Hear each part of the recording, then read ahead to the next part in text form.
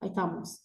Entonces, bueno, en esta misma clase arrancamos la parte 4 eh, y vamos con el régimen de valorización financiera. ¿Sí? Como bien dijo Martina recién, analizando otras cosas que ya estudiamos previamente, en ese momento histórico que estábamos analizando antes, que es muy anterior a 1976 y también en otra parte del mundo, lo que se veía era que los bancarios, que las personas, no, los bancos otorgaban altas tasas de interés. ¿Y quiénes eran los que estaban beneficiados por esas altas tasas de interés? Los que vos decías, no nos Monopolio, convenía. las ¿Quiénes? los monopolios, las industrias grandes. Bueno, y entonces el desarrollo de industrias y de monopolios, ¿se fomentaba?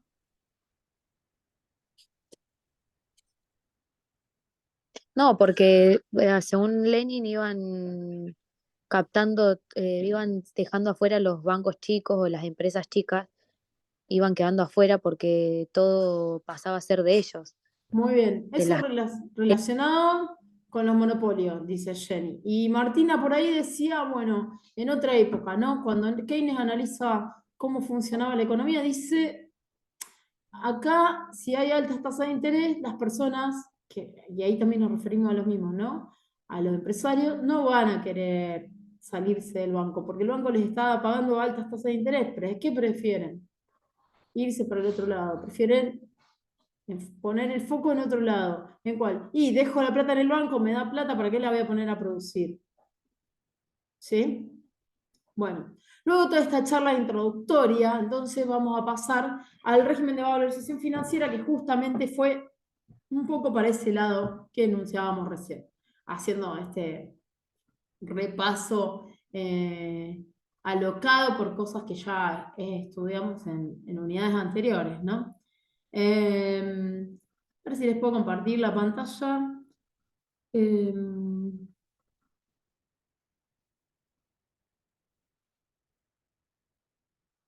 estaríamos en problemas, porque tengo que tener primero esto abierto. Ahora, mientras se va abriendo, yo les voy contando. Entonces, este periodo que vamos a analizar ahora, el último que vamos a ver en esta reunión, es desde 1976 en adelante, ¿sí? Esto va a coincidir con el gobierno de facto de los militares, ¿sí? Lo que vamos a ver hoy, en esta parte de la clase, es justamente qué pasó en ese periodo, pero en materia económica. ¿Cuáles fueron las políticas económicas? Recién hicimos una breve introducción en este break que tuvimos relacionado con la comparación con otras cuestiones que fueron pasando a nivel mundial, básicamente. Ahora, yo no sé si alcanzan a ver acá la filmina, que yo estaba compartiéndoles em, las filminas de los modelos que vimos hasta ahora, ¿sí? Fíjense. Acá nosotros pusimos, ¿sí? No se ve nada, ¿No se ve nada? Acá nosotros, no. bueno, después lo van a ver, si puedo compartírselos, lo van a ver ahora, y si no después, van a ver que los periodos que nosotros vamos a estar analizando acá van desde el 76 al 83, que es el periodo de la dictadura, y como yo les decía en la reunión anterior, también entre el 83 y el 89, ¿quién gobernó nuestro país? Ya Alfonsín. Alfonsín, ya Alfonsín. en democracia, ¿sí? Ya estábamos en democracia y Alfonsín gobierna nuestro país, pero queda enrolado, lamentablemente para él, ¿no? En este periodo de régimen de valorización financiera, porque por más que él pretende al inicio de su gobierno dar algún revés en materia de políticas económicas, no lo consigue, porque ya el país había quedado un poco no solo detonado, como yo les decía, a nivel social, sino también a nivel económico. ¿Sí? Voy a intentar compartir la pantalla y ustedes miran si la ven. Pero bueno, hasta ahora entonces, en este periodo, si no la ven, no importa, después yo se las comparto. Tenemos, bueno, primero como antecedentes todo lo que vimos hasta ahora. Por un lado, justicialismo, que que aporta la incorporación de la clase trabajadora como estrella, lo decíamos hace un rato, ¿sí? Que va a tener mucha preponderancia esta clase obrera en la vida política y en la vida social de nuestro país. Va a haber un desarrollo del mercado de trabajo en las urbes y también la participación de los asalariados en el reparto del ingreso, en la distribución del ingreso. Estoy hablando del peronismo, del modelo justicialista. ¿Sí? Esto que pasó durante el peronismo no se vuelve a repetir nunca más. Nunca más los obreros son las estrellas y los más beneficiados por un, digamos, gobierno. ¿Sí? Durante el auge del justicialismo se registra la mayor desconcentración de la propiedad agropecuaria y se culmina la primera etapa de la ICI con la producción metalúrgica como actividad de dinámica industrial. ¿Sí? Luego viene el desarrollismo, que lo vimos recién, entre el 58 y el 63, que incorpora la industria pesada a la estructura económica de nuestro país. ¿Sí? Esto nos referimos a la siderurgia, a la petroquímica, a la fabricación del acero y la metalmecánica. ¿Sí? También algo muy importante en este periodo de la producción automotriz. ¿Sí? Acá la clase obrera empieza a ser perseguida, ¿sí? Y surge esta segunda etapa de la ICI, entre el 58 y el 76, donde la predominancia es la inversión extranjera, ¿sí? La inversión extranjera directa, que podemos llamar IEDI, y la reinversión de utilidades realizadas por industrias subsidiarias, de las que estaban radicadas acá, que remiten sus utilidades al exterior, como hablábamos recién. ¿Sí? Pero bueno, en este periodo también crece la economía, ¿sí? En el desarrollismo también crece la economía, con pautas de desarrollo diferentes a las del justicialismo, a las de modelos anteriores. Igual, ¿qué pasa? Crece la economía. ¿Por qué? Porque hay un fomento de las inversiones para la industria, ¿sí? De estas características, la metalmecánica, la industria pesada. Pero después viene la dictadura militar, y ahí ya nos vamos acercando a este periodo que vamos a analizar en esta última parte de la reunión, ¿no? En la dictadura militar, entre el 76 y el 83, se interrumpe todo lo que vimos hasta recién. Por eso yo ahora les volví a hablar nuevamente de todo lo que había pasado. ¿Por qué? Porque se interrumpe todo y quedamos en un estado de stand-by. Por eso yo hoy les preguntaba qué pasaba, qué era lo que analizaba Keynes en un periodo de crisis. ¿Qué pasaba con los empresarios? Bueno, ahora va a pasar algo de eso que decía Martina recién. También se da una oligopolización de los mercados, se concentra el capital y se empeora la distribución del ingreso. ¿Sí? Dijimos que en el justicialismo el mejor momento en cuanto a distribución del ingreso, pues se beneficiado del obrero, acá no hay más distribución del ingreso. Ustedes recuerden que estábamos viviendo en un estado antidemocrático y de mucha opresión, ¿sí? También como antecedente podemos ver a mí esto me re gusta para esta clase, a ver si lo alcanzo a dar o no me va a dar el tiempo. Bueno, capaz que lo salteo. Fíjense que ahí en el título tenemos los movimientos sociales como el Rosariazo, que se dio el 16 de mayo del 69 y el 16 de septiembre del 69. Voy a pasar a la filmina siguiente. Tenemos acá el Cordobazo, que se da el 29 de mayo. Pero bueno, estos son movimientos sociales, fíjense el año 1969, previos al 1976, que son movimientos mayoritariamente obreros, sobre todo en Córdoba. Acá en Rosario había mucho movimiento estudiantil también. Y después, ¿qué pasa? Yo después, si quieren, se los cuento bien a eso para no perder tanto tiempo, porque nos quedan 15 minutos. Después se los cuento porque a mí me parece que a modo social es re interesante todo lo que pasó ahí como antecedente. Pero bueno, así llegamos a la dictadura cívico-militar. Yo les dije obreros y estudiantes. ¿Quiénes son la mayor cantidad de gente que desapareció en la época de la dictadura? Obreros y estudiantes. ¿Sí? Por eso yo les había hecho esas dos intervenciones que no las vamos a desarrollar ahora, así optimizamos los tiempos. ¿Sí? La Entonces, noche de los lápices. claro, se da la noche de los lápices y se da un montón de levantamientos estudiantiles, sobre todo acá en Rosario, por la muerte de estudiantes en represiones que no fueron dentro de lo que es la desaparición de las personas a partir del 76, sino que fueron previas, o personas que fueron matadas así a quemarropas delante de otras, y entonces, bueno, a partir de ahí se dieron varios movimientos. En Córdoba el movimiento, la industria automotriz en Córdoba estaba muy desarrollada y había mucha movida sindical de los obreros, que estaban muy revolucionados también. Bueno, todo eso hace que haya una crisis en el país a modo social y que los militares se crean con derecho de tomar por el poder, la suma del poder público, de derrocar a un gobierno democrático y de autosumirse como gobernantes, ¿sí? Esto no solo trajo este proceso, ellos lo llamaban proceso de reorganización nacional, pero fue un nombre que le pusieron golpistas, ¿sí?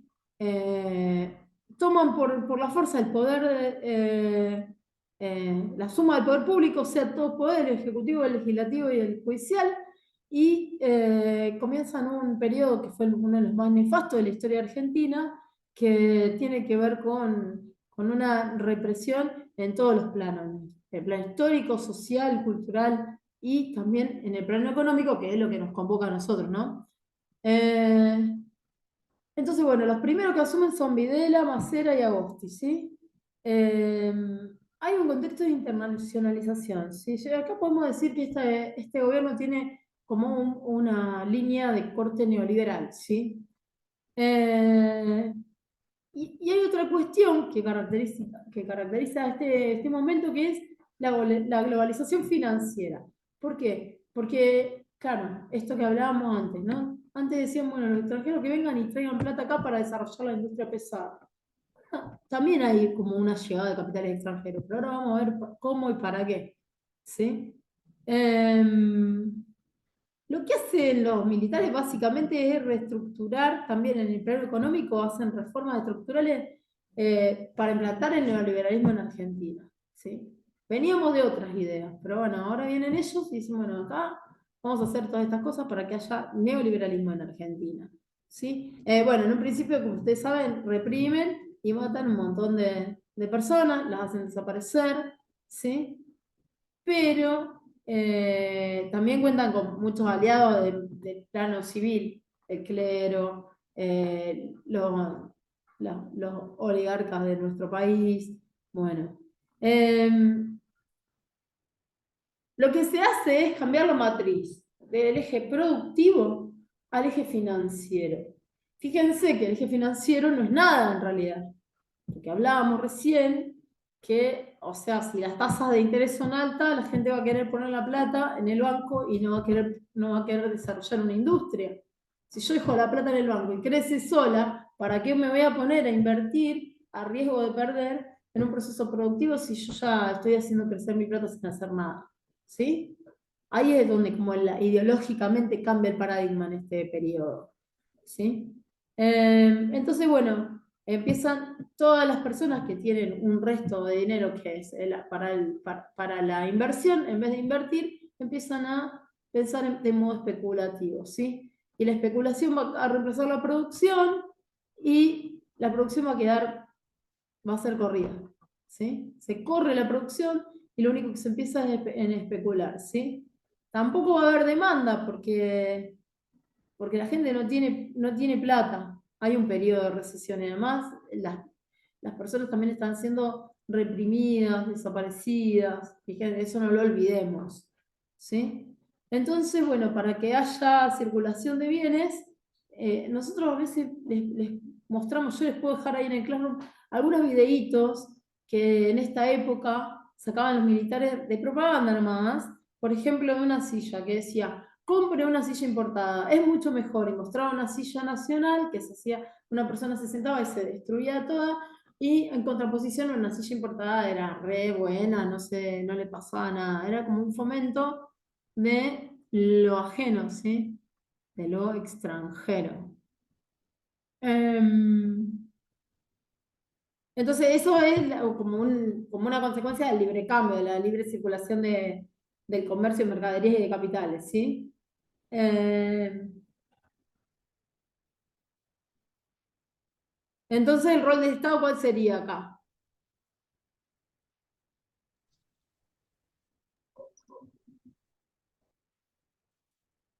qué dijeron?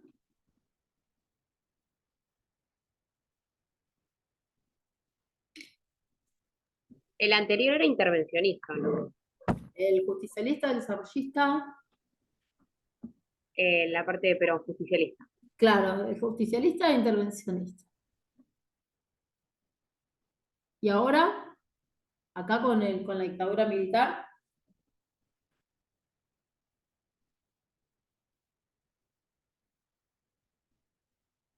¿qué es lo último que hablamos? Que era libre cambio, ¿sí? La libre circulación de bienes y de comercio. Si hay libre circulación de bienes, ¿cómo sería el rol del Estado? ¿Va a estar No ahí interviene, regulando todo? interviene. Acá no era intervencionista en términos de económicos. El rol, o sea, si bien el Estado se arroga la potestad de ser el que detenta todos los poderes, la suma del poder público que por la fuerza toman los militares, ¿sí? Eso por un lado es eso. Por otro lado, lo que dicen es, bueno, listo, cada uno puede traer lo que quiera, llevarse lo que quiera, levantan los aranceles y fomentan la llegada de los capitales extranjeros a nuestro país, ¿sí? Pero este fomento de capitales extranjeros no es lo mismo que pasó en el desarrollismo. Acá se fomenta la llegada de capitales extranjeros, pero ¿para qué? Para el desarrollo del capital financiero, ¿sí? Ahora les voy a comentar algunas de las características. ¿Quería ver que hay algo en el chat? Claro, eran más liberales, Mica. Eran más liberales. Entonces, vamos a ver por dónde estamos acá.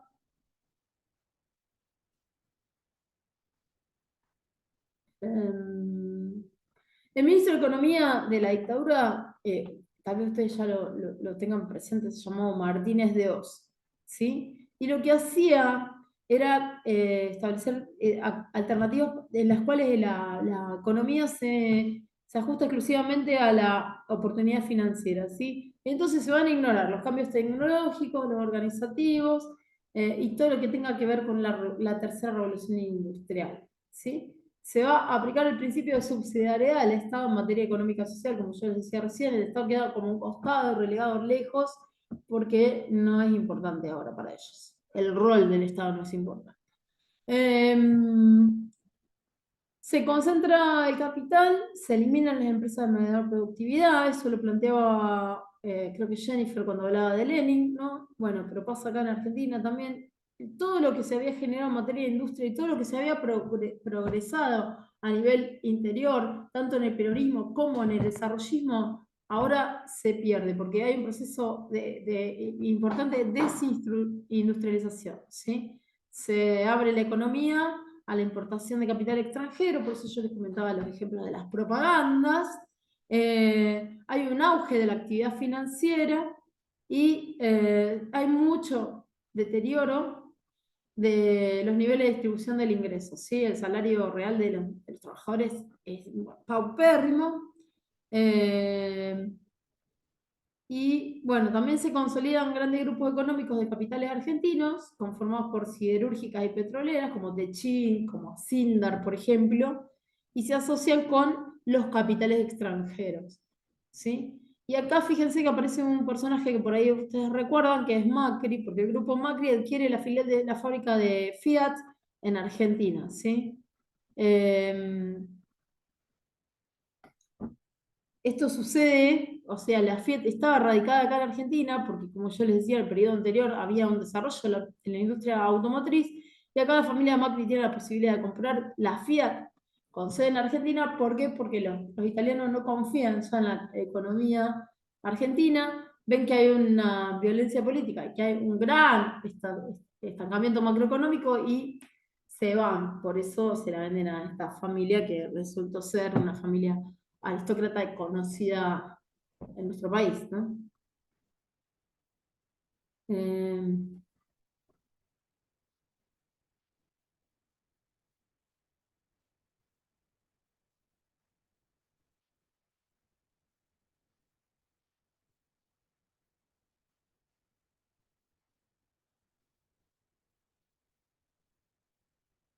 Bueno, ahora vamos a hablar de las medidas que aplicó Martínez de Oz como ministro de Economía durante la dictadura. Lo que él hizo fue reducir los aranceles a la importación.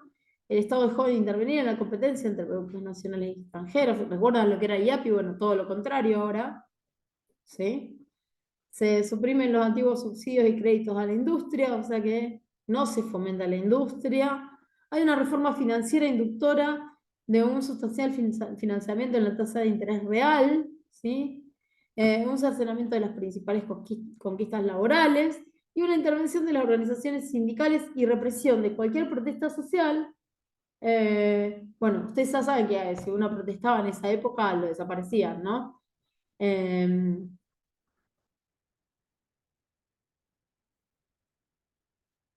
También hay una disminución en la tasa anual de crecimiento del PBI.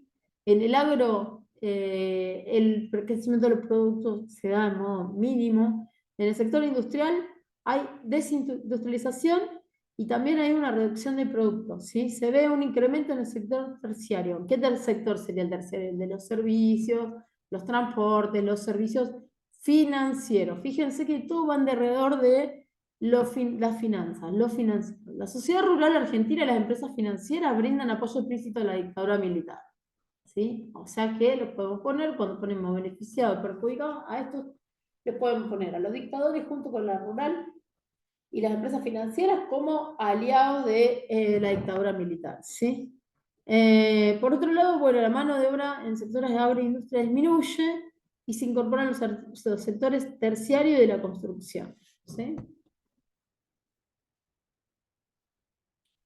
Se produce un levantamiento, pues esto ya lo dijimos, levantamiento de aduaneras en materia comercial, importaciones y exportaciones, y los productos producidos en Argentina que competían de igual a igual con los importados de otros lugares, empiezan a perder un montón. Además ya no hay más producción local, porque por todo este proceso de desindustrialización que estamos hablando. La concentración de la demanda por la pérdida de puestos de trabajo, perdón, la contracción de la demanda por pérdida de puestos de trabajo. Ya no hay más trabajo, entonces tampoco hay más demanda. Bueno, el contexto represivo contra los sectores populares, que justamente son los sectores protagonizados por los obreros. También este contexto represivo que emitido de parte del Estado, es una represión ilegal proveniente del Estado, hace que las empresas también se comporten del mismo modo que el Estado, ¿sí? Y empieza a despedir un montón de empleados, no respetan las leyes laborales y se extienden las jornadas. Todas las ventajas y los logros que se han alcanzado en gobiernos anteriores acá se pierden, ¿sí? Y bueno, lo que hablábamos al principio, ¿no? Hay opciones más rentables y menos riesgosas que la producción, que es esto, justamente dejar la plata en el banco, ¿sí? O sea, dedicarse a algo que no es una dedicación, que es la especulación monetaria, ¿sí? Tampoco hay préstamos a tasa accesible, porque está todo privatizado y incluso está extranjerizada la banca, razón por la cual, si yo quiero producir, tampoco tengo acceso a préstamos para poder invertir en maquinarias, por ejemplo. Está totalmente como vedada esa posibilidad. En este periodo hay algunas leyes importantes, como la 21495, que es la ley de descentralización de los depósitos, la 21526, que es la ley de entidades financieras. Esta va a determinar un nuevo régimen donde va a preponderar el sector privado. ¿Sí? El Banco Central de la Nación va a perder muchas de sus funciones de dirección en la economía financiera, reservándose solo a la superintendencia. Se va a permitir esto que hablamos antes, las RUE, las remesas de utilidades al exterior y la extranjerización de la banca privada. Se vuelve un sector que responde a intereses externos a la realidad argentina, ¿sí? O sea, ¿quiénes son los que vienen a hacer jugar su plata acá? No los argentinos, algunos sí, la sociedad rural, algunos oligarcas. Pero después el resto de los argentinos no les da para tener un resto de plata para hacerla jugar en el banco y que crezca. Entonces, bueno, se llama a capitales extranjeros que vienen, pero no como vinieron para la época del desarrollismo. Vienen ahora solamente a hacer jugar la plata en el banco, ¿sí?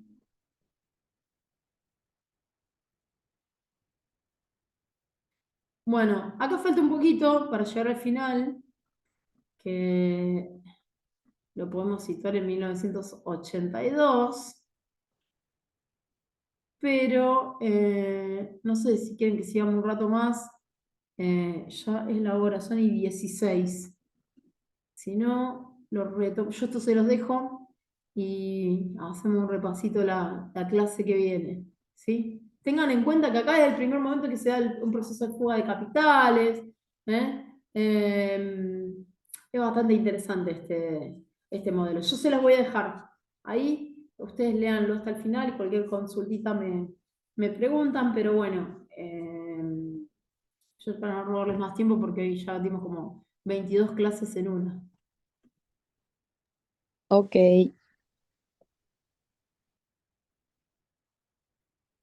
Bueno, en reglas generales ahí lo que yo les dejé, las pautas generales de este último modelo también. Acá vamos a tener